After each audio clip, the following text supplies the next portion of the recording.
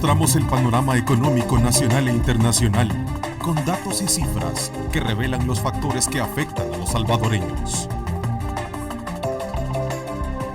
Diálogo con Ernesto López, Análisis Económico. Último día del mes de agosto de 2016. Buenos días, qué gusto saludarles a ustedes. Bienvenidos a nuestro programa de hoy, agradeciendo a Dios Todopoderoso, como siempre, por darnos ese privilegio de poder ingresar hasta la intimidad de sus hogares. Y particularmente este día miércoles, en nuestro análisis económico semanal, antes de presentarles precisamente el análisis y la discusión que vamos a sostener con dirigentes de la ANEP sobre la situación actual, la coyuntura política y económica del país. Quiero presentarles a ustedes un breve resumen de nuestro programa del día de ayer, donde compartimos con Gustavo Amaya, Herminia Funes, así como también con Roberto Rubio, un análisis pertinente sobre el estado de la seguridad jurídica en el país y particularmente con énfasis sobre los últimos acontecimientos que han marcado la pauta en lo judicial y que ha traído consigo, desde luego, un análisis pertinente sobre el funcionamiento de instituciones como la Fiscalía General de la República, así como también la aplicación de la justicia. Así es que veamos a continuación ese breve resumen para luego presentarles nuestra temática de hoy, miércoles, en nuestro análisis económico de la semana. Que da señales de respeto al Estado de Derecho y de que quieren entrarle al tema de la corrupción. Acordémonos que esto también comienza de alguna manera con las auditorías que le hace la sección de probidad al caso de Funes, al caso de Saca. El Instituto de Acceso a Información ha contribuido también con información para que, digamos, tengamos un panorama mucho más completo y empieza dentro del sistema de justicia, en lo que se refiere a la Corte y la sección de probidad, a moverse, digamos, algo que estaba prácticamente, digamos, era un tabú, ese tema de las declaraciones de patrimonio. Las expectativas que justamente se generan, porque al fin tenemos una fiscalía que empiece a actuar, porque se tratan casos relevantes, donde se toca gente muy poderosa, con no solamente personas en sí mismas poderosas, sino con una red, porque se empiezan a tocar redes del crimen organizado como la Operación Jaque, y se empiezan a tocar redes de corrupción también. La expectativa era muy alta de que realmente íbamos a ver al fin a algunas de estas gentes en la cárcel. El país se está moviendo con una institucionalidad, al menos un pedazo de institucionalidad que empieza a funcionar, con una ciudadanía mucho más activa, mucho más intolerante a la corrupción, y yo creo que eso es positivo, aunque estamos viendo definitivamente muchas injusticias y digamos que la justicia realmente todavía no alcanza a las grandes esferas. Fíjate que es interesante ese pedazo como de pastel que tú dices que todavía deja un sabor esperanzador, a que en el país se combata por completo el tema de la corrupción. En todo caso, me quieres decir que lo que creímos que habíamos perdido, ahora que hay luces, ¿no?, de lo que puede ser. Sí, porque, claro, y sobre todo el salto, digamos, que hemos pegado de la fiscalía anterior, ¿verdad?, que realmente creo que hay mucha tela que cortar, a la de ahora pues hay una distancia. Todas las instituciones públicas están obligadas a dar la información, ¿verdad? En un dado caso no quiera, viene la intervención del instituto para poder obtenerse, ¿no? Así es. A ver, Gustavo, ¿cuál es la lectura que tú puedes tener con relación a los elementos que tus compañeros de mesa han expresado? Bueno, yo creo que estamos en una gran tormenta de la democracia en estos últimos meses, ¿no? Y más en el último periodo se ha arreciado bastante. Y digo una tormenta de la democracia porque está poniendo con ese símil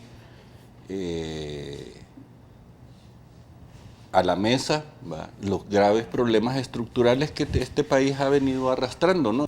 Desde sociedad civil hemos implementado, impulsado, acompañado el fortalecimiento de la institucionalidad pública.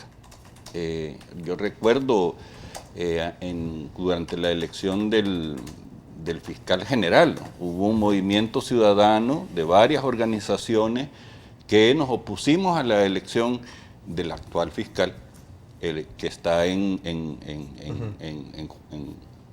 juicio, no, Luis Martínez, ¿verdad? Y demandamos la elección de un funcionario más probo.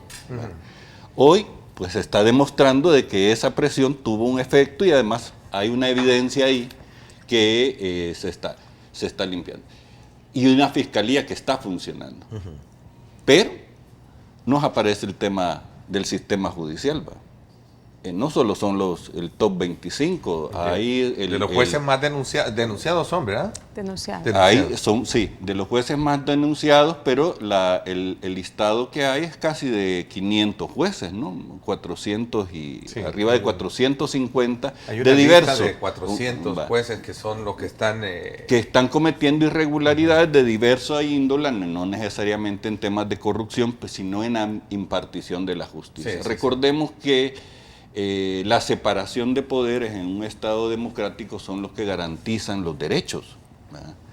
Para evitar los abusos de un poder contra el otro, pues se establecen pesos y contrapesos, ¿no? Y si tenemos un peso que no hace su función, pues sencillamente se nos desbalancea. Es decir, el país ha llegado a un momento, a criterio de ustedes entonces, donde verdaderamente se está poniendo a prueba el funcionamiento de las instituciones como la Fiscalía y en este caso el sistema judicial. Exactamente. Por el momento lo que estamos viendo son una ciudadanía muy activa en redes sociales. Pero muchos dicen, mire, eso no basta, usted salga de la computadora y vaya a la calle, manifiéstese, etcétera. Creo que hay muchas formas de hacerlo. Lo que sí es cierto es que uno se mueve en estos medios y puede detectar que en los últimos quizás 5 años o menos hay un florecimiento de iniciativas ciudadanas importantes que, como decía antes, vienen con un mayor ímpetu para luchar contra la corrupción. El país, me atrevería a señalar, Bueno, esa era parte de la discusión que el día de ayer hacíamos precisamente con nuestros invitados, pertinentemente haciendo una valoración sobre el grado de institucionalidad, sus avances que ha tenido en el país y particularmente tomando como reto aquellos casos que ha retomado la Fiscalía General de la República para poder de alguna manera combatir el tema de la corrupción. Vimos emblemáticamente casos que han estado expuestos en el sistema judicial y que eran precisamente puntos de partida para poder hacer ese análisis pertinente. Pero hoy, este miércoles, en nuestro análisis económico semanal, como les decía, buscaremos con dirigentes de la ANEP conocer la opinión del gremio empresarial frente a la actual coyuntura política y económica que vive el país. Quiero darle la más cordial bienvenida al presidente de la gremial, al licenciado Luis Cardenal. Bienvenido. Muchísimas gracias. Muy buenos días. También me acompaña el ingeniero José Luis Zaca, director del Comité Ejecutivo de ANET y también presidente de ASDER, Asociación Salvadoreña de Radiodifusores. Bienvenido. Sí, gracias Ernesto por la invitación y un saludo a toda la audiencia de Megavisión. Bueno, a juicio de algunos analistas, el país atraviesa actualmente por una coyuntura de mucha trascendencia, como lo decía, para la justicia, también el orden político y, por qué no decirlo, para la institucionalidad misma que se ha visto históricamente afectada por el manoseo y la corrupción que promueven aquellos malos funcionarios.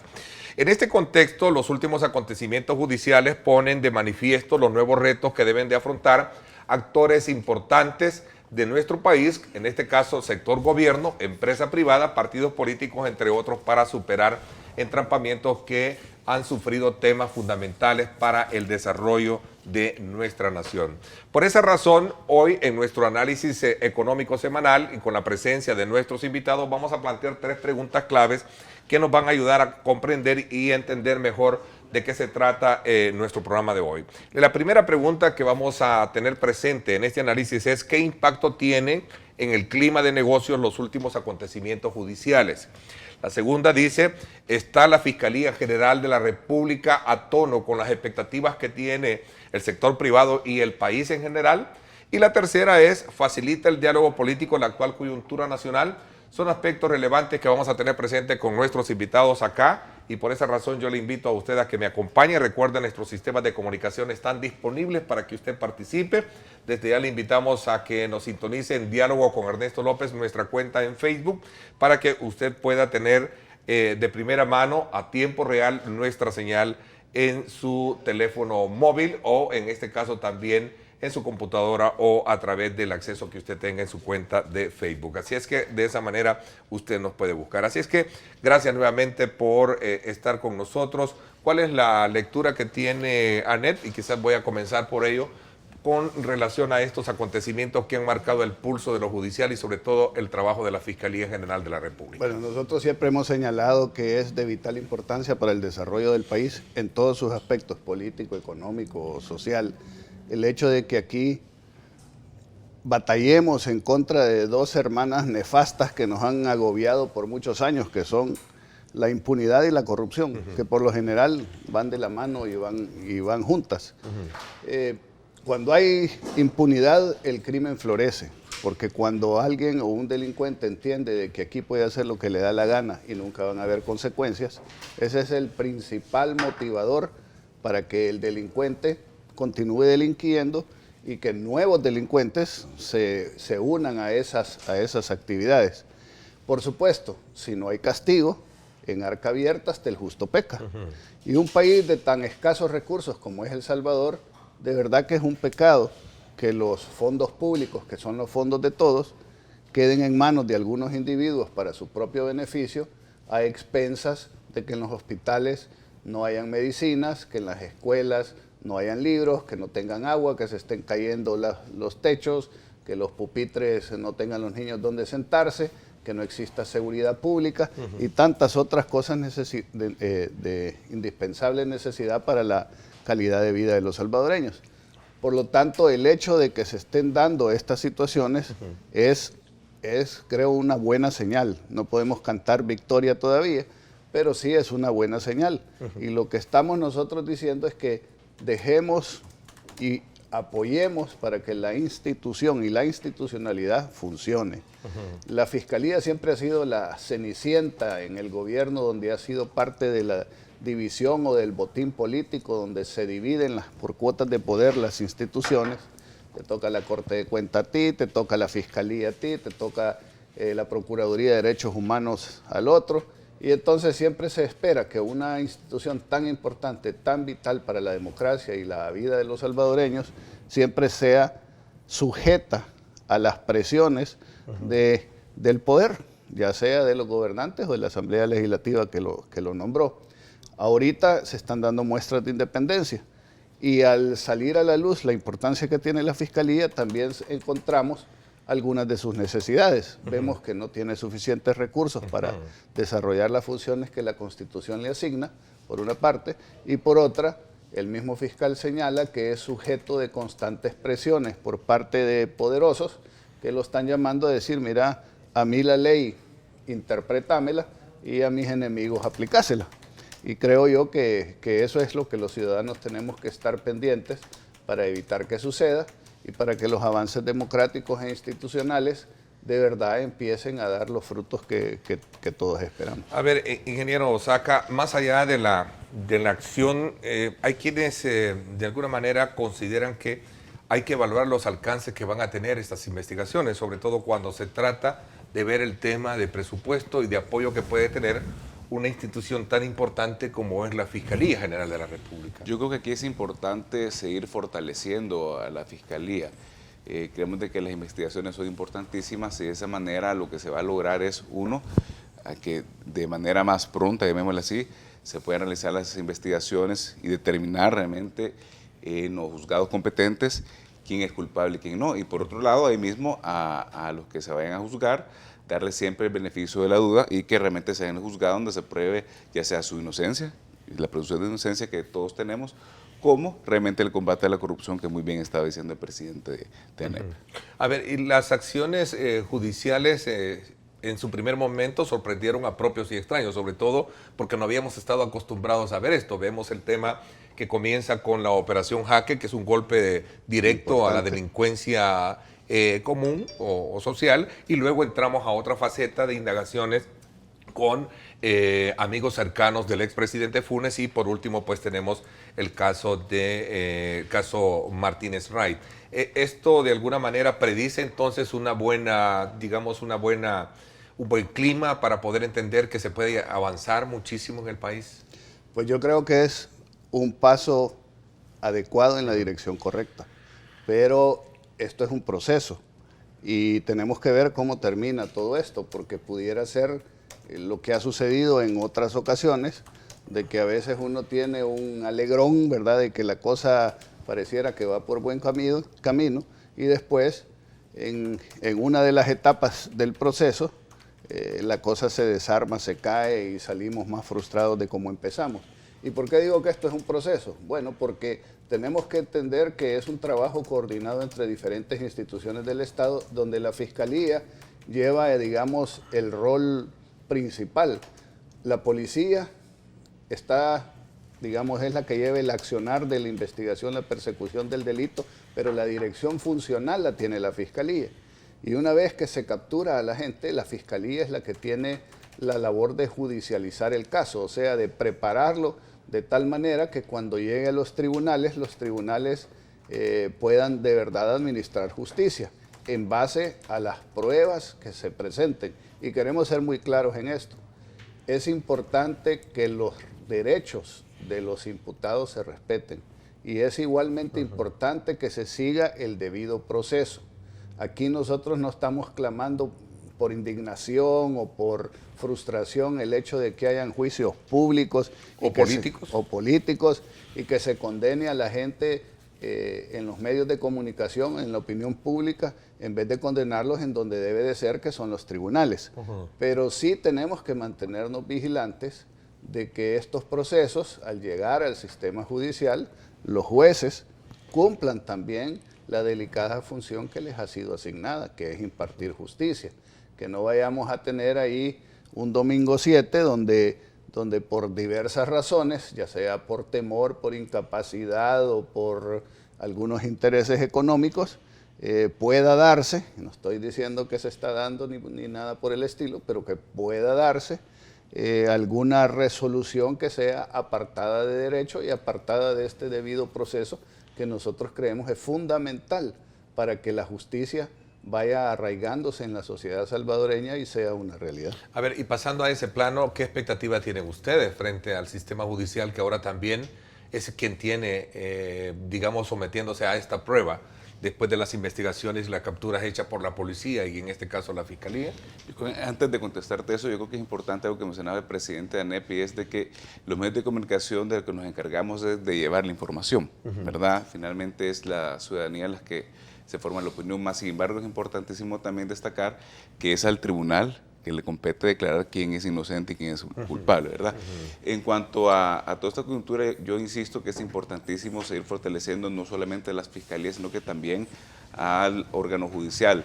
Creemos de que mientras más herramientas tengan, poder perseguir cualquier tipo de delito será menos complicado y lo harán de manera más eficiente. De esa manera creo que hay que seguirlo fortaleciendo para que realmente reine el Estado de Derecho. Nosotros creemos que es muy importante que siempre exista una independencia de poderes, lo estamos viendo en el país, y creemos de que eso hay que seguirlo fortaleciendo y dotarlo de los recursos necesarios. ¿Y para ustedes estos son delitos de cuello blanco?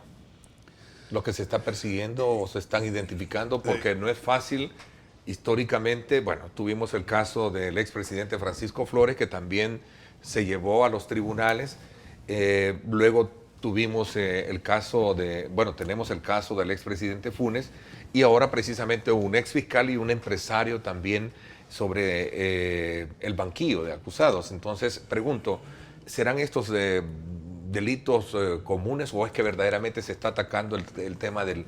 Bueno, yo no sé si calificarlo de cuello blanco, porque cuando hay delito, hay delito. Sí. Una de las cosas importantes aclarar para que la gente lo entienda quizás en su debida perspectiva, es el hecho de que estos, digamos, no son crímenes o delitos violentos. No es como llegar con una pistola a asaltar un banco o a robarle el celular en un bus a una persona.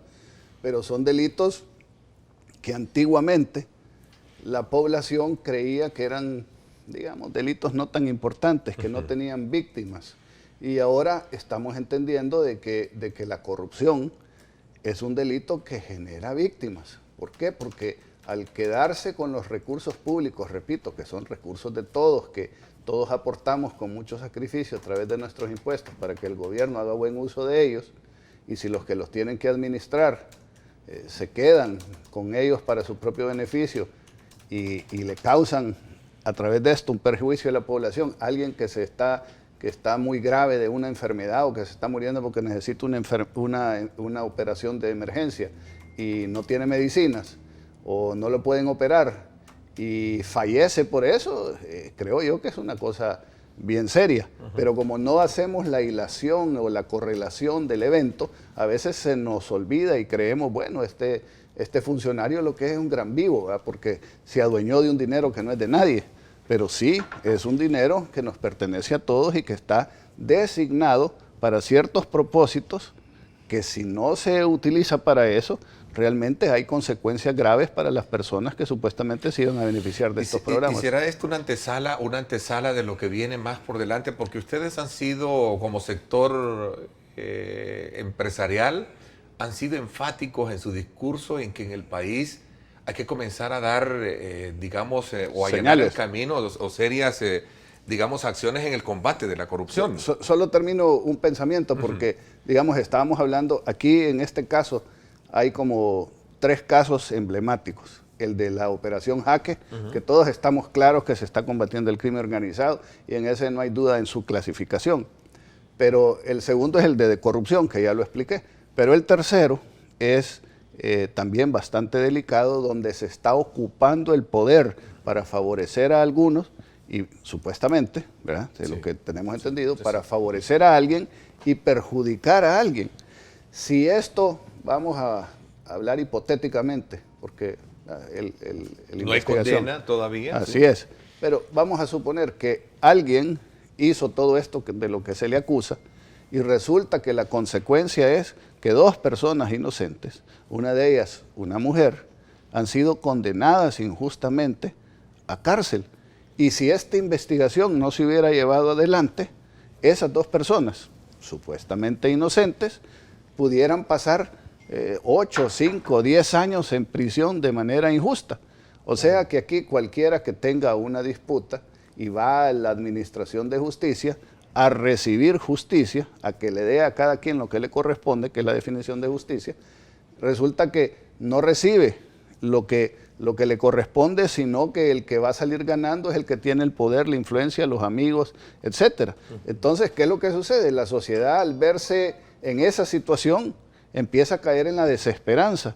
Y al caer en la desesperanza, el siguiente paso es la ley de la selva. Claro. Como nadie me defiende, como no tengo a dónde recurrir, entonces yo tomo la justicia por mi propia mano. La anarquía que eso produce, digamos que de alguna manera la hemos sentido en la época de la guerra y la estamos sintiendo ahora en la época de estos altos índices delincuenciales. Y por eso es que es tan importante empezar a ordenar algo tan fundamental como es administrar justicia. El Estado tiene 3 funciones básicas. Lo demás es extra. Dar seguridad, administrar justicia y propiciar el bien común. Y si un Estado como el nuestro, que en algún tiempo anterior discutíamos que si aquí estábamos ya en un Estado fallido o no, era precisamente porque si el Estado no le podía dar seguridad a los ciudadanos, estaba fallando. Si el Estado no puede administrar justicia cuando hay conflicto entre los ciudadanos, el Estado está fallando. Y entonces ahí se permitían las discusiones teóricas de que si era un Estado fallido o no era un Estado fallido y qué significaba eso. Pero la importancia de trabajar en la dirección correcta para resolver estos problemas de fondo, creo que obliga a que todos nos mantengamos interesados y vigilantes, que las cosas se hagan como se deben de hacer para que el país vaya avanzando y resolviendo estos problemas. Esta es una pregunta para ambos. ¿Qué ha hecho tener el país ese giro inmediato de tener acusados a estos emblemáticos casos de los que estamos hablando? ¿Qué creen? ¿Es que verdaderamente llegó el momento de despertar? ¿Es que llegó el momento de reconocer que la población misma se ha visto más activa presionando a las instituciones? ¿O es que verdaderamente también los compromisos de cooperación, el caso del Triángulo del Norte, el caso muy en particular también del desembolso del tema Fomilenio, pone las condiciones para que en el país existan, síntomas de transparencia y buen manejo en el manejo de fondos públicos? Sí, yo creo que esto me da la oportunidad quizás de introducir un concepto, digámosle que las sociedades más avanzadas o las que más progresan son aquellas donde hay un tejido empresarial, es decir, un tejido de las fuerzas productivas del país. Recordemos que las fuerzas productivas del país somos parte de la sociedad civil, fuerte. Y por un lado, un Estado, que tiene, además de las funciones que decía Luis, también es un gran regulador, ¿no? Entonces, cuando tenemos un Estado que está funcionando bien, que es eficiente, y tenemos un tejido de las fuerzas productivas del país fuertes, es que logramos mayor progreso. Entonces, es ahí donde está la relación.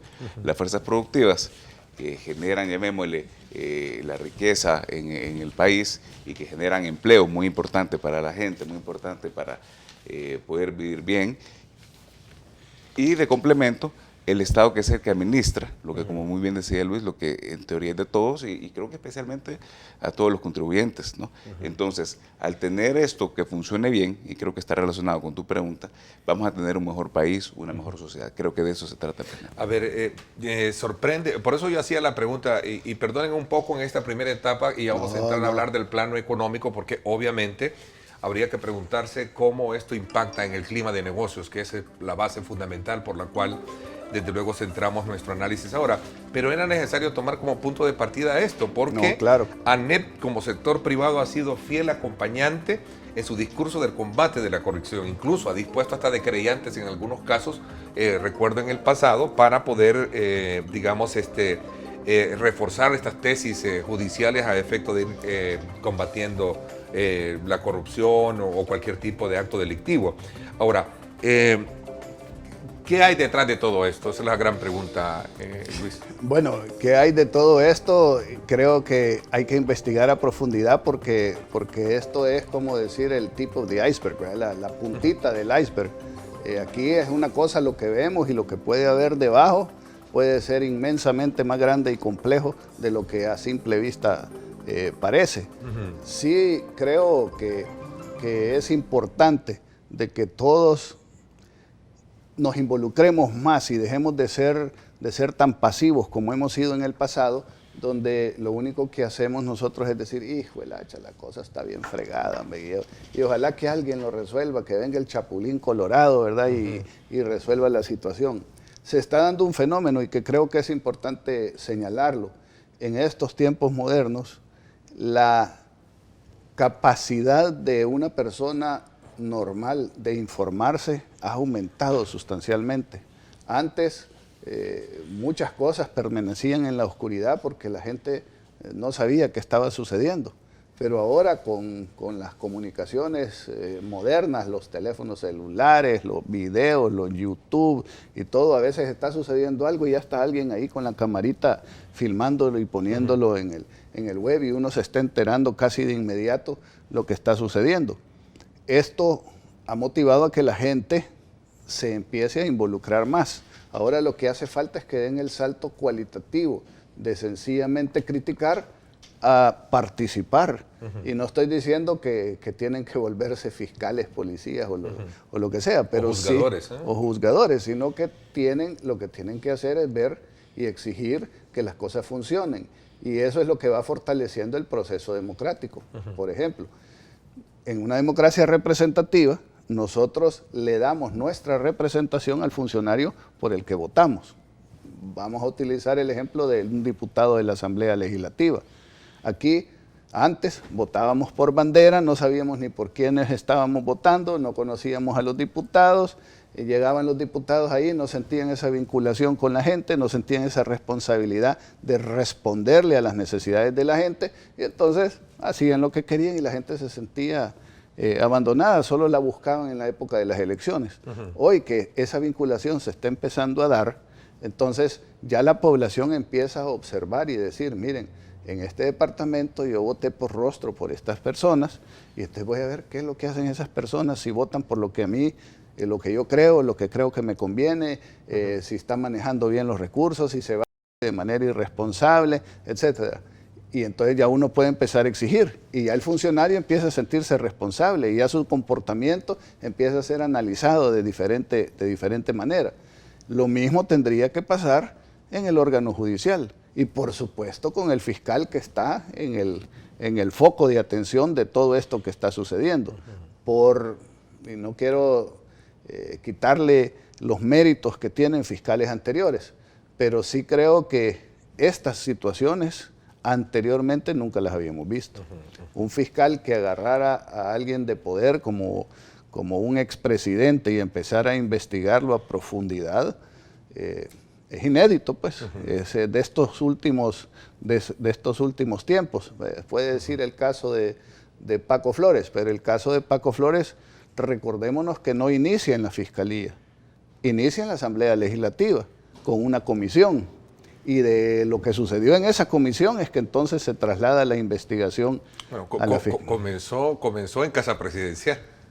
Comenzó en Casa Presidencial con la denuncia que en ese entonces sacó el expresidente Funes. Correcto, pero no empezó en la Fiscalía. Sí. Pero digo, ahorita la Fiscalía es quizás por primera vez en la historia que está tomando un rol como el que estamos viendo hoy. Ayer fue el expresidente Francisco Flores, ahora tenemos a dos expresidentes, uno por la parte civil y el otro ya prácticamente también bajo esa misma investigación, que pone en relieve desde luego ese gran desafío. El fiscal se ha quejado de recursos. ¿ANEP ha contemplado ir al encuentro también de apoyar un esfuerzo llamémosle así, de presupuesto, como lo hicieron algunas organizaciones que están desde luego de la sociedad civil? Voy a hacer la primera pausa y un poco cerramos este ciclo de intervención para poder entrar a esa etapa de conocer el pulso económico del país y cómo esto de alguna manera impacta en el clima de negocios.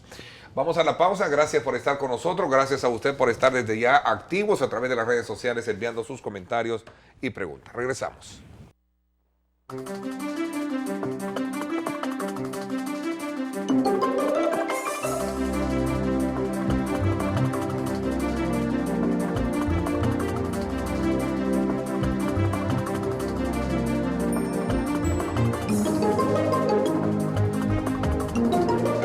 Diálogo con Ernesto López, análisis económico. Diálogo con Ernesto López, análisis económico. Bueno, gracias nuevamente por estar con nosotros en este miércoles, día de análisis económico semanal. Y antes de poder continuar con la coyuntura actual, que es la base por la cual partimos para poder entender y comprender el estado de la economía actual y sobre todo el clima de negocios, quiero recordarles a ustedes que todos los salvadoreños están disfrutando el exquisito sabor de pollo campestre. Pruébelo hoy en cualquiera de sus restaurantes. Pollo campestre, orgullosamente hecho en El Salvador. Bueno, continuamos con el presidente de la ANEP, Luis Cardenal, y también con el director del Comité Ejecutivo y presidente de ASDER, el ingeniero José Luis Saca, en este análisis. Hacía la reflexión solo para cerrar un poco este ciclo primario de nuestro análisis, de conocer aspectos de la coyuntura actual, el tema del presupuesto. De alguna manera, ustedes como sector empresarial han venido llamando a que las instituciones del país funcionen, pero ese funcionamiento debe de pasar también porque éstas tengan los recursos pertinentes. En el caso de la Fiscalía fue muy evidente días antes de dar estos golpes fuertes que ha dado en estos casos que hemos mencionado, de la necesidad de tener recursos, de tener presupuesto. Incluso llevó a una polémica con el mismo ministro de la Hacienda para hablar de presupuestos pírricos, como le llamaban en su momento. ¿ANEP ha contemplado en algún momento establecer alguna especie de apoyo directo para la Fiscalía? Pues, digamos, primero quisiera decir de que en ENADES anteriores siempre hemos hablado y propuesto la independencia y el apoyo a la Fiscalía. Siempre hemos estado claros de la importancia que la Fiscalía tiene para la administración de justicia y el desarrollo del país y de su seguridad. Nosotros creemos que la Fiscalía debe de tener una asignación presupuestaria adecuada para el mandato y los roles que le da la Constitución. En el pasado, repito, ha sido como la Cenicienta, donde eso no se le ha dado, y es mi opinión personal que no se le ha dado para tenerla amarrada, para tenerla con poca independencia, asfixiada. Quiere hacer alguna cosa, alguna investigación y no puede, ¿verdad? Nosotros lo primero que estamos haciendo es dándole el apoyo moral, diciendo que de los recursos que pagamos en nuestros impuestos se le asigne una cantidad adecuada para que la Fiscalía pueda hacer sus funciones. En segundo lugar, exigimos a todos los órganos del Estado, a todos los políticos y a todas las instituciones que tienen algún poder fáctico en el país, que deje a la Fiscalía trabajar con independencia y no la asfixie. Tercero, ya viene la parte que usted mencionaba, que es qué otra cosa podemos hacer. Y nosotros hemos escuchado las descripciones que hace el fiscal acerca de la situación en la que se tienen que desenvolver los fiscales, donde no tienen escritorio, donde no tienen ni un ventilador, ya no digamos un aire acondicionado, donde le faltan computadoras, donde no hay vehículos, donde no hay recursos para ir a investigar, donde los fiscales se sienten agobiados y sus condiciones de trabajo no son las adecuadas. Nosotros creemos que como empresa privada no podemos, además de dar los impuestos que pagamos, dar recursos en efectivo a una institución. Pudiera ser hasta mal interpretado y mal visto de hacer creer a la gente por algunas personas malintencionadas de que nosotros estamos queriéndole comprar la voluntad a la institución. Y eso es lo último que desearíamos nosotros por esto que hablamos de la independencia. Pero sí creemos que podemos darle algún apoyo. Algunas empresas puedan tener facilidad de donar algunas de las cosas que la Fiscalía necesita, algún aire acondicionado, algunas computadoras, algunas cosas de esa naturaleza, y vamos a hacer nuestros esfuerzos para apoyarlos en la medida de nuestras posibilidades y hacerlo con toda transparencia para evitar suspicacias de ningún sector, de darle ese apoyo a la Fiscalía para que tenga mejores instrumentos para hacer su trabajo. Pero de fondo lo que tiene que hacer es que el Estado le tiene que asignar los recursos que necesita. Y pueden decir, miren que no hay recursos. Hombre, si recursos han habido, lo que ha sucedido es que han sido mal utilizados y que han estado detrás de políticas públicas equivocadas. Y que entonces los recursos que se han tenido, que no han sido pocos, no han rendido ningún fruto o muy pocos frutos. Y en las cosas que se tienen que invertir, pues no se ha invertido. Y ahí es donde creo yo que se tienen que hacer los ajustes. Si se corta la corrupción, si cortamos los gastos superfluos, las comidas en los restaurantes, los viajes de paseo, de turismo, si cortamos el hecho de que hayan puestos en ciertos lugares en donde no hay funciones que desarrollar por esas personas, o que haya gente que están cobrando un salario pero no están desarrollando un servicio para la sociedad, pues se cortaran esos. Entonces yo creo que habrían recursos para que la Fiscalía tuviera lo que necesita. A ver, ese tema del recurso crea mucha polémica, mucho debate, sobre todo cuando se trata de buscar los recursos pertinentes. Para nadie es un secreto saber que el gobierno actual continúa con esa encrucijada de carácter fiscal. Incluso el debate va más allá de las propuestas que ahora se están discutiendo en la Asamblea Legislativa, para poder capitalizarse y poder cobrar algunos aspectos que tienen que ver con esa mora fiscal, que es el proyecto de ley que están estudiando. ¿Cuál es la lectura que ya ustedes tienen en cuanto a poder lograr consensos que le permitan al Estado fortalecerse fiscalmente y desde luego sin afectar el tema de la productividad, que ha sido el choque que hemos tenido en los últimos meses? Empiezo por la parte de la productividad. Nosotros creemos que en lo que hay que enfocarse es un pacto por el crecimiento. Si crecemos, van a haber más empleos y por ende va a haber más recaudación fiscal. En eso creemos nosotros. ¿Qué pedimos? Y lo hacemos, por supuesto, a través del diálogo. Es que mejore, llamémosle así, el clima de inversión en general. Ejemplos, hay propuestas y se han hecho en distintos ENADES para reducir los trámites, por ejemplo. Ahí me decía una diplomática recién venida del país que aquí se encontró con un nuevo término, se llama tramitología, me decía. Entonces, claro, la idea es, y en eso estamos, en un esfuerzo, porque se pueden reducir todas esas, llamémosle, ineficiencias, para que el país pueda crecer y de esa manera existan también los recursos necesarios para que el gobierno pueda funcionar de manera eficiente. A ver, aquí tengo una declaración, por cierto, que diera recientemente el ministro de Hacienda, Carlos Cáceres, en la Asamblea Legislativa, donde hacía la reflexión de este proyecto de ley, que de alguna manera la intención, según lo decía, la intención no es encarcelar, decía, a los que defraudan al fisco, sino contrarrestar la evasión y la ilusión fiscal. Si la autoridad tributaria no está respaldada por las causales penales, el cobro se hace de manera débil. ¿Cuál es la posición que ustedes tienen con relación, y ya entrando un poco en esta fase de temas que tienen que ver con el tema económico? Yo creo que hay que hacer un análisis entre lo ideal, lo que debería ser, y lo que en realidad enfrentamos los salvadoreños o lo que tenemos en estos momentos.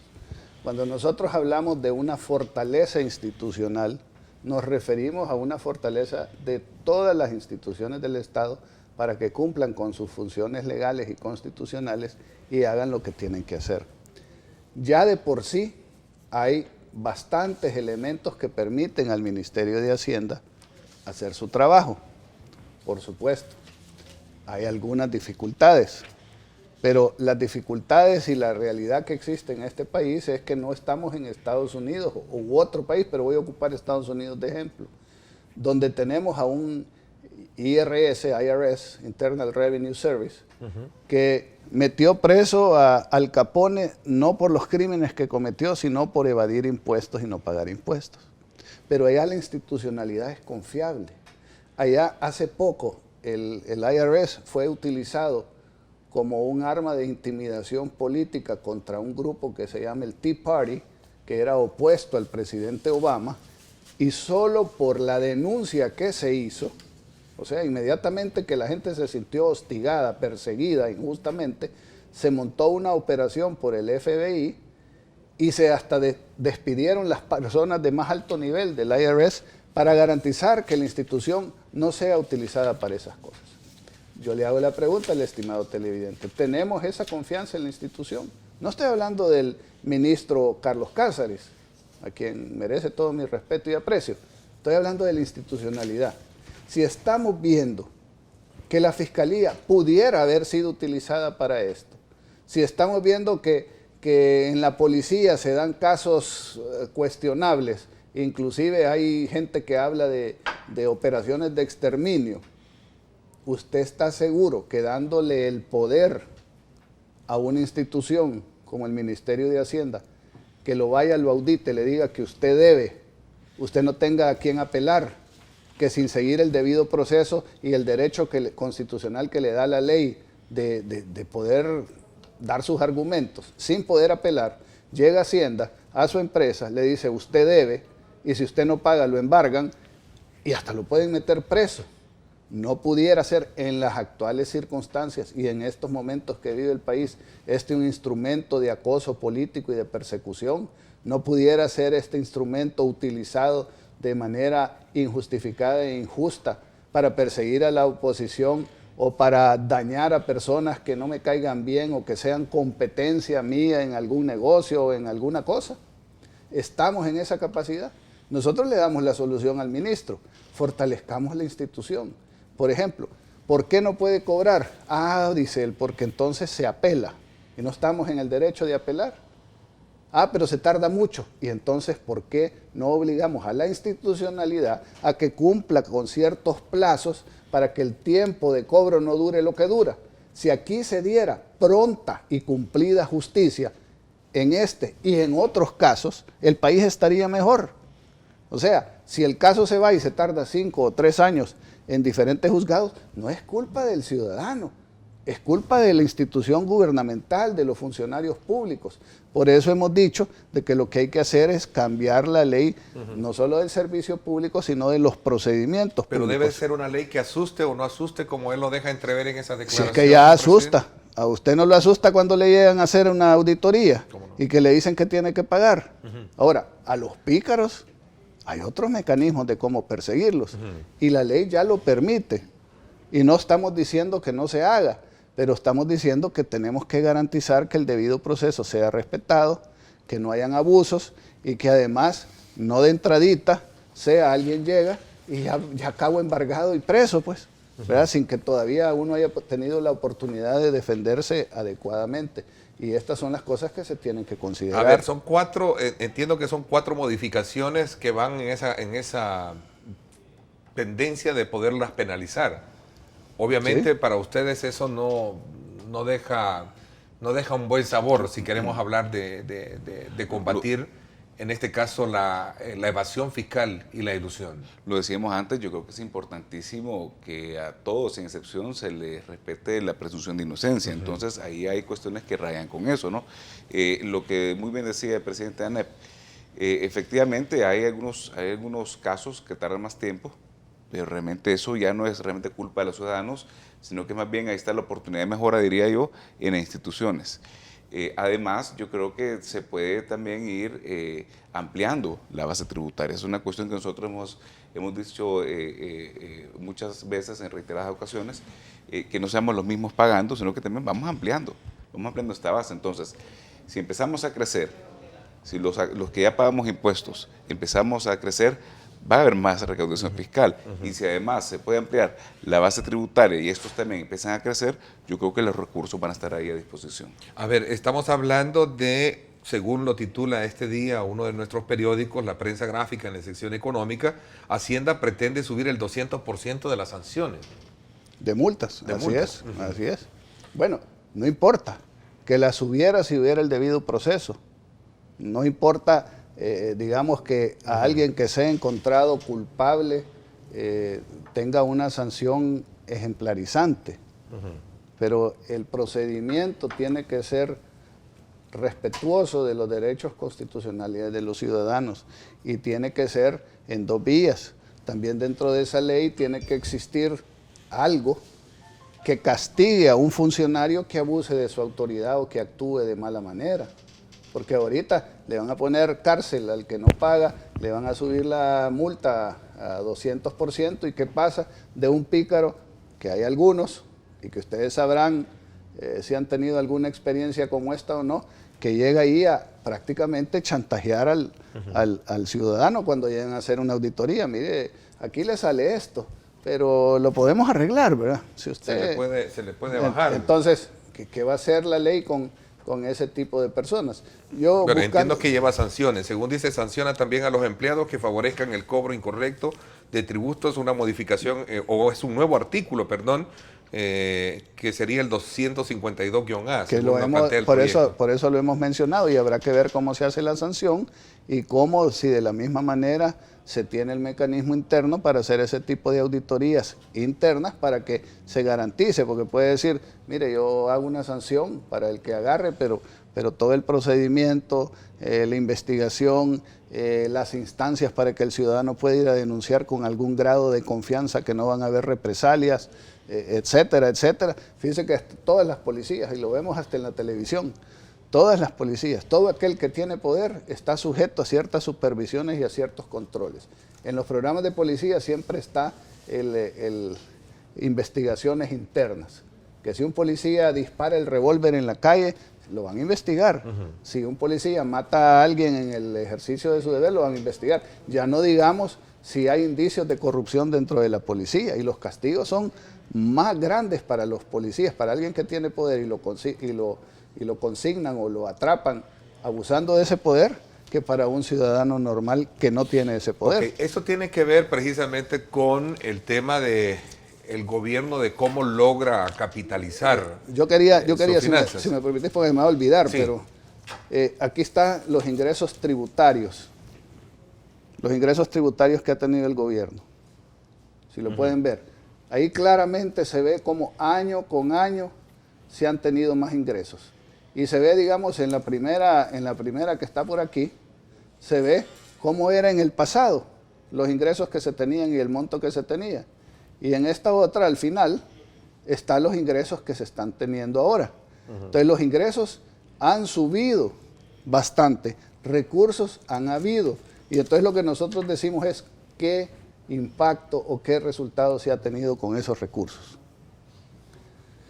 Si han tenido más recursos, deberíamos de tener mejor sistema de salud, lo tenemos. Deberíamos de tener mejor sistema de educación, lo tenemos. menos jóvenes se están matriculando, menos jóvenes se están graduando y están saliendo, y lo tenemos aquí, peor evaluados en las evaluaciones de la PAES. Tenemos medicinas en los hospitales, tenemos más seguridad, tenemos mejores carreteras, tenemos mejores servicios públicos cuando llegamos a demandar algún servicio a alguna institución del Estado. Hay más gente, cerca de 40,000 nuevos empleados públicos. Sentimos los ciudadanos que algo ha mejorado. Entonces hay que preguntarse, antes de seguir llegando a matar la gallinita de los huevos de oro y a perseguir a los que ya contribuimos, habrá que ver si el Estado está haciendo uso responsable de los recursos que ya le damos. Y como bien decía José Luis, aquí hay una realidad que casi nadie quiere hablar. Hace algún tiempo, aquí en este mismo programa, desde la Cámara de Comercio y después validado por el PNUD, hicimos nosotros la reflexión que el sector informal va en crecimiento acelerado, que hace 10 años el sector informal era el 52% de la actividad económica nacional y que ahora el sector informal es el 72% de la actividad económica informal. ¿Qué es el sector informal? El sector informal no cumple con todas las leyes de diferente índole, leyes laborales ni leyes fiscales. Y maneja flujo. Claro, y no fuerte. estamos hablando de cobrarle a la señora canastera, al paletero, al que lustra botas. Estamos hablando que aquel que deba y pueda pagar, pague, porque hay un montón de negocios que mueven grandes cantidades de recursos y que no pagan impuestos y que compiten deslealmente con los formales. ¿Por qué el país, y esta es una pregunta que la quiero dejar para cuando regresemos, creo que ya estamos por la parte de la pausa, ¿por qué sigue el país sin ponerse de acuerdo en el tema de un acuerdo fiscal? ¿Por qué razón? Yo por eso reitero, en lo que yo espero que nos pongamos de acuerdo es de que exista un pacto por el crecimiento. Tiene dos componentes, el tejido de las fuerzas productivas que sea fuerte, que se vaya robusteciendo, y en la parte del gobierno que le compete a la parte reguladora, que existe el clima y llamémosle la carretera, por llamarle así, para que las fuerzas productivas del país se puedan desarrollar plenamente, que los salvadoreños que nos están viendo esta mañana puedan realmente desarrollarse a través de su creatividad y así fomentar empleos y por ende fomentar bienestar. Yo creo que eso es lo que se necesita, yo creo que se puede. Yo creo que antes de hacer la pausa, que dejar ese mensaje, se puede y creo que en eso estamos. Ok, voy a hacer esta pausa comercial y creo que hablemos de esto, porque como antesala tenemos lo que es una ley de responsabilidad fiscal, que es lo que han estado hablando, ¿no? Vamos a ver, presentarles un poco, gracias a nuestro dron, está ahí esta imagen que nos presentan del sector de la Jerusalén. En vivo, en directo, una imagen importante que refleja fluidez del tráfico vehicular. Si usted piensa trasladarse a esta zona, puede ver ahora cómo ha logrado la apertura del túnel darle fluidez al tráfico en esta zona, porque era realmente algo bien difícil el poder transitar a esta hora de la tarde. Qué bueno. Esta zona es obra... De la mañana. De la mañana, perdón. Qué bueno este tipo de obras, ¿no? Así brevemente el comentario de ahí tenemos ya una obra, ¿no? Sí. No concluida todavía, pero falta, pero ahí vemos ya los resultados positivos que se generan, ¿no? Sí, ojalá que funcione bien y que sea planificado porque el país necesita planificación sí. Y obras que faciliten la movilidad de las personas. Qué bueno. Vamos a la pausa con esa preciosa imagen desde los cielos de lo que es la parte occidente de nuestra capital, que nos muestra las condiciones del tráfico en el sector del redondel Maferrer.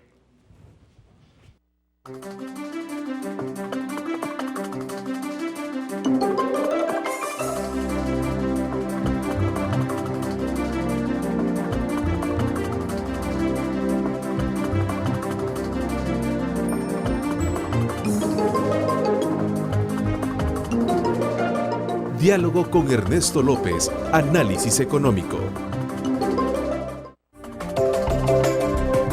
Diálogo con Ernesto López, Análisis Económico. Bueno, gracias nuevamente. ¿Por qué en el país se sigue postergando un acuerdo fiscal? Ya lo ha dicho José Luis, lo voy a repetir. Nosotros estamos proponiendo una solución de fondo para mediano y largo plazo, que es un acuerdo por el crecimiento y el empleo. Y ahora voy a explicar que el momento de un pacto fiscal, al menos con la sociedad y con el sector productivo, tuvo su momento y pasó ese momento. Un pacto fiscal es una mesa de 4 patas: ingresos, gastos, deuda pública e inversión. Y eso se lo propusimos a Mauricio Funes en el año 2009. Y estuvimos en el CES tratando de llegar a un acuerdo fiscal en el que fuimos burlados con mesas falsas, con engaños y con espejitos y cortinas de humo. Porque de esas 4 patas, él agarró la que a él le interesaba, que era cobrar más impuestos. Subió los impuestos, no una, sino varias veces. Los ingresos del Estado subieron, pero no se hizo cargo de las otras 3 patas. No se hizo cargo de la austeridad y los gastos, y la eficiencia en los gastos, no se hizo cargo de ser responsable en el endeudamiento público, y no se hizo cargo de invertir, de la inversión pública, de hacerlo inteligentemente para que la inversión pública permitiera rendir recursos de regreso para pagar la misma inversión que se había hecho. Entonces, hoy, años más tarde, hablar de un pacto fiscal, cuando ya nosotros cumplimos con esta pata y lo que quedan son estas otras 3, lo que tenemos que hablar no es de un pacto fiscal, tenemos que hablar de responsabilidad fiscal, cosa que se habló en el año 2012, se firmó un documento y un compromiso político entre los partidos en la Asamblea Legislativa y nunca se cumplió. Lo cual demuestra el por qué uno tiene dudas de que cuando le dicen a uno que van a hacer algo, de verdad lo hagan. A ver, ¿por qué hice esa pregunta de que... No, porque es importante. No, me refiero yo en el sentido, ¿por qué razón el país todavía no cuenta con un acuerdo de esa naturaleza? Ustedes plantean que es necesario primero hablar de crecimiento, hablar de productividad. Pero eso es como entrar, desde luego, si yo tomo la postura del gobierno, eso es como entrar en una discusión en la que seguramente no nos pongamos de acuerdo. ¿Quién es primero, el huevo o la gallina? Yo creo que aquí tiene que hacerse simultánea y paralelamente. Nosotros hicimos una propuesta, que no sé si la traigo aquí, pero que se la dimos a la Comisión de Diálogo con el Gobierno, la presentamos en un ENADE de cómo podíamos trabajar para una fiscalidad responsable. ¿Qué podemos nosotros hablar de un pacto fiscal cuando el gobierno, en la parte que le corresponde, nunca está dispuesto a hacer lo que se le dice? O sea, no lo que se le dice, lo que tiene que hacer por lógica, que uno no puede gastar más de lo que ingresa. ¿Qué ha estado sucediendo? Bueno, se le ha dicho, miren, hay que reducir los gastos, ya se lo dijeron hasta los organismos internacionales. Le dijeron, reduzca el tamaño del Estado. Hay mucha gente, hay mucha grasa en el sector público. Hay mucha gente ahí que quizás no debería de estar. Nosotros somos todavía más sensibles y más considerados. Bueno, acaba de decir el gobierno que no va a poder pagar el escalafón, en ese caso a los trabajadores, que ese es un punto de honor también en una discusión fiscal, claro, ¿cierto? ¿No? Pero es que ahí ese es, digamos, otro caso que creo que hay que analizarlo de otra manera, porque esto es mucho lo que hacen los políticos, que para resolver un problema en ese momento se le trasladan el problema a otro gobierno en el futuro.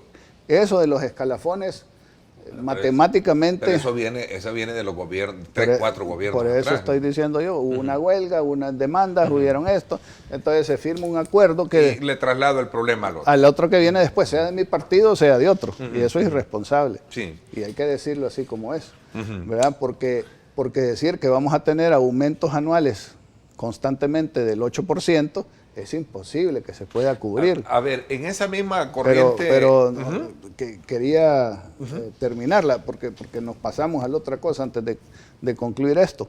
Entonces, lo que le estamos diciendo nosotros al gobierno, en este caso particular, es, por ejemplo, en el sector público, que le están diciendo que lo reduzcan. Nosotros le pusimos una propuesta sencilla. Miren, hagamos una auditoría del sector público como la que hizo Honduras.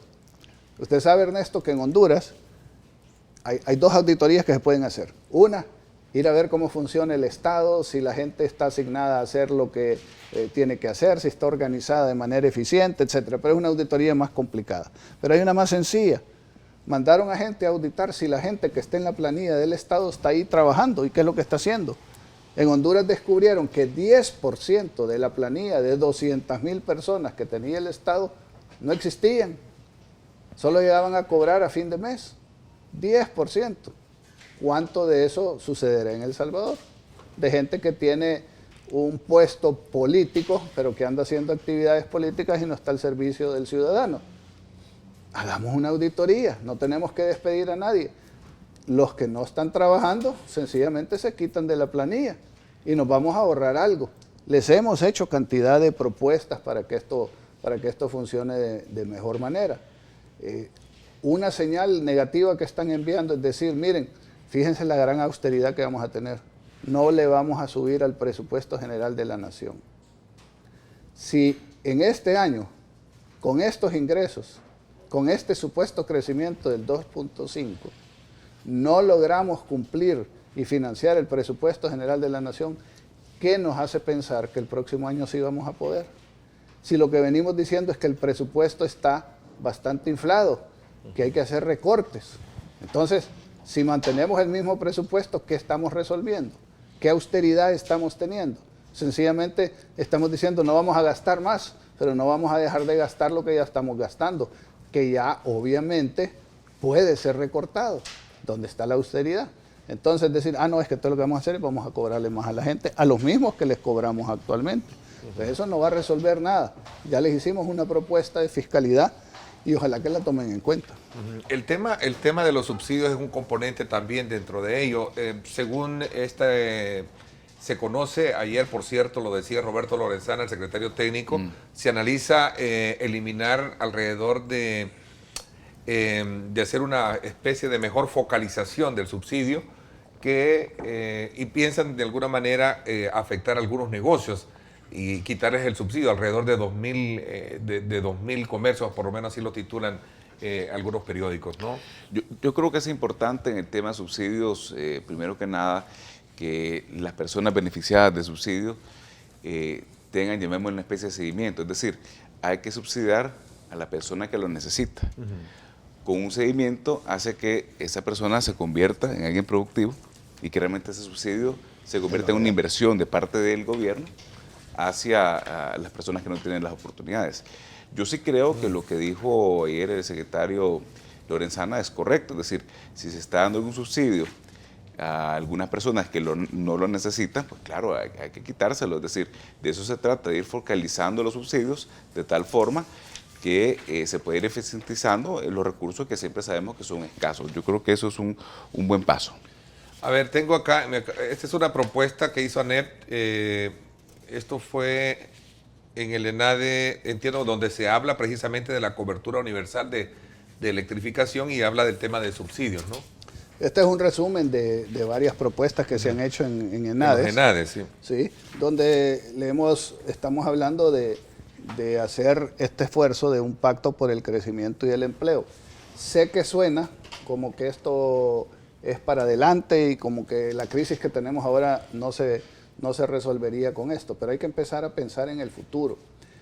El arreglo fiscal lo van a negociar los partidos políticos. Dios mediante lo negocien con responsabilidad y con esa visión que se necesita tener de que el problema no debe de resolverse por la coyuntura y no debe resolverse el problema de hoy y volverle a pasar el problema al que venga mañana o al gobierno que esté mañana, sino que resolvamos el problema de una vez por todas para no seguir en esta lamentación año con año y en estas crisis y angustias todos los años. Entonces, esperamos que el sector público, el sector político, va a negociar adecuadamente cómo se resuelve la coyuntura. Nosotros estamos yendo más allá y estamos diciendo, miren, si la economía crece, con solo un punto que crezca la economía, se reciben automáticamente 120 millones de dólares adicionales para el fisco, sin aumentar ningún impuesto, sin formalizar a nadie del sector informal, que debe de hacerse. Y además, más gente va a tener empleo, por lo tanto el Estado va a tener menos presión de darle subsidios, ayudas, apoyos a gente que no tiene empleo. Aquí la palabra clave, y lo dice la encuesta que salió ayer en la prensa gráfica, 73% de la gente, su primera preocupación, su mayor demanda es empleo. Pero como que no lo quisiéramos entender, el empleo no cae del cielo, hay que generar las condiciones adecuadas para que el empleo empiece a generarse. Y el diálogo Atraigamos la político, ¿cómo inversión. está? Entiendo que tienen una reunión este día, presidente. El día de hoy teníamos una reunión de diálogo con el gobierno, la cual ayer en la tarde fue suspendida por motivos de fuerza mayor por parte del gobierno y ya no se va a llevar a cabo hasta la siguiente semana. ¿Pero funciona? Pues está funcionando en el sentido de que algunos resultados hemos tenido sobre cosas puntuales. Aquí estamos hablando ya de cosas medulares que todavía no hemos llegado. ¿Y las puntuales cuáles son? Perdón. Bueno, digamos, había un entrampamiento de una inversión importante en la construcción, donde no se le estaban dando los permisos iniciales de factibilidad de agua a proyectos de cerca de 210, 230 millones de dólares, con lo cual separaba esa inversión y la posibilidad de ir generando empleos para esa inversión. Logramos destramparlo, ponernos de acuerdo, de facilitar esa inversión y se logró. Y hablamos también acerca de la importancia de la logística y los servicios, dentro de los cuales el turismo es de vital importancia.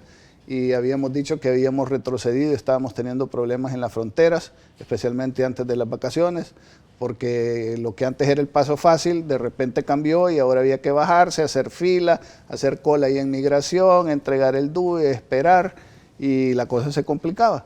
Ya volvimos al paso fácil en todas las fronteras del Salvador con Guatemala, y el compromiso que se va a hacer en las fronteras del Salvador con Honduras una vez se homologuen los servicios de computación, de migración y aduana. Entonces ese es otro avance. Se ha trabajado en la ley de agua y esperamos dar buenas noticias al corto plazo. Y entonces hay cosas, por ejemplo, el pacto por el café, que también ha tenido algunos avances para ver cómo se reactiva el café, la agricultura y la agroindustria. Se están trabajando varios proyectos en ese campo.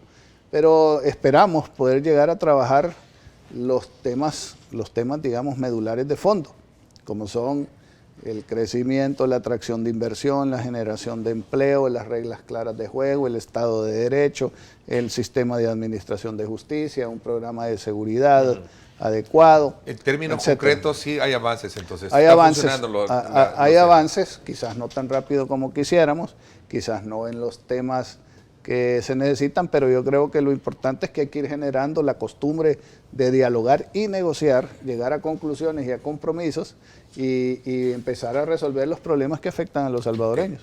Obviamente el tema del empleo se suma a otra de las preocupaciones que planteaba esta encuesta de la prensa gráfica el día de ayer, que es el tema de la seguridad.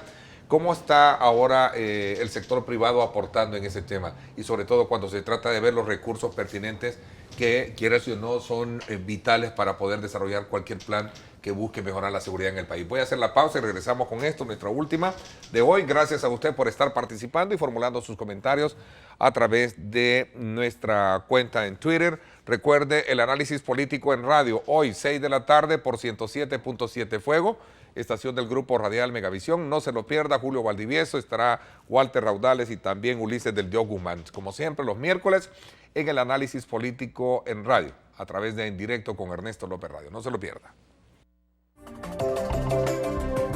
Diálogo con Ernesto López. Análisis económico. La siguiente sección es por cortesía de la Universidad Francisco Gavidia. Tecnología, innovación y calidad. Bueno, gracias nuevamente por estar con nosotros. Aquí hay un tema que tiene que ver con el salario mínimo también, que es otro de los elementos que, quieras o no, recojo. Y entiendo que ahí están esperando ver las observaciones que se van a dar. No sé cuál es la lectura que ustedes tienen. Yo reitero que la solución es la misma, el crecimiento económico. Si nosotros empezamos a crecer, se generan más empleo y también los empleos actuales empiezan a ser mejor remunerados. O sea, ¿qué más quisiera un empresario tener un buen año? Y precisamente parte de ese éxito logrado en conjunto con todos los colaboradores, poderlo por supuesto compartir. Entonces yo insisto que a través del crecimiento esta cuestión de los salarios pasa a ser algo del pasado, sino que realmente nos enfocamos en tener una mejor calidad de vida a través de el empleo y obviamente sacar adelante el país. 73% de la gente dice de que lo que le interesa, le gustaría es tener un empleo. Por supuesto, un empleo digno y bien remunerado. En la medida que crezcamos y hay mayor demanda de trabajadores y especialmente trabajadores, colaboradores que sean calificados, pues en esa medida la gente si hubiera demanda, la gente se pelearía a los colaboradores. ¿Y cómo se los pelea? Bueno, ofreciéndoles mejores trabajos y mejores condiciones. Si aquí no ha habido aumento salarial, porque el gobierno no ha querido. Ok, esa era una pregunta que está acá de la cara, pero yo había planteado también el tema del financiamiento de los planes de seguridad en el país. A ver, ¿cómo se está manejando este tema? Y más aún cuando se están viendo algunas acciones policiales positivas en el ataque frontal hacia la delincuencia y, por supuesto, también el tema del financiamiento. Antes de la pausa platicabas de los aportes de ANEP, en este caso, hacia el tema de seguridad. Yo creo que primero hay que aclarar de que sí es un tema que por constitución le compete al Estado, es decir, es el Estado quien le compete aplicar la ley. Eso quizás lo primero. En cuanto a los aportes que ha hecho ANEP, que hemos hecho a las fuerzas productivas del país, el año pasado trajimos a Rudy Giuliani, es el exalcalde de Nueva York, que además es un consultor internacional, donde ha tenido muchísimo éxito en más de 100 ciudades que ha asesorado, donde ahí claramente delimita cuáles son los problemas. Él lo dijo en el ENADE. El problema, más allá que si hay o no señal de celulares en un penal, es el problema de que entre el celular. Él lo dijo claramente. Y eso, por supuesto, debo decirlo, es un tema complejo, no es un tema sencillo de solucionar, porque obviamente sabemos de que los mismos custodios sufren coacción de parte de algunos reclusos. Entonces, reitero, es un tema complejo. Pero en resumen, sí hemos hecho propuestas. Entiendo que hay algunas propuestas que el gobierno ya las conoce y que entiendo en su momento ojalá se pueda retomar para poder ayudar a este problema que es muy serio también, como tú lo dices, que es el problema de la seguridad. Ya lo decía José Luis, es obligación del Estado dar seguridad.